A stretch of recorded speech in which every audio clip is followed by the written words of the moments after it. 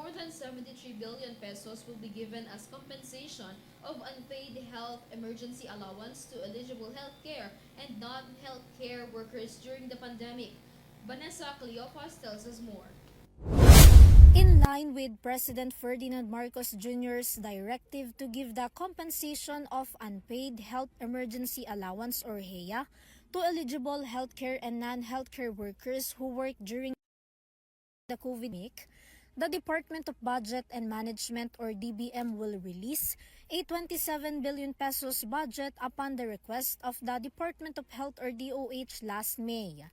In total, 5,039,926 validated health workers with unpaid HEA will be received.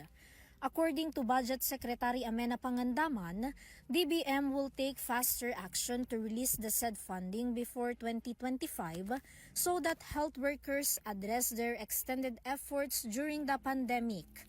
So far, a total of 91 billion pesos has been given to the DOH, allocating for public health emergency benefits and allowances, covering all compensation for healthcare workers from 2021 to 2023. Of this amount, 73 billion pesos is specifically issued for HEA.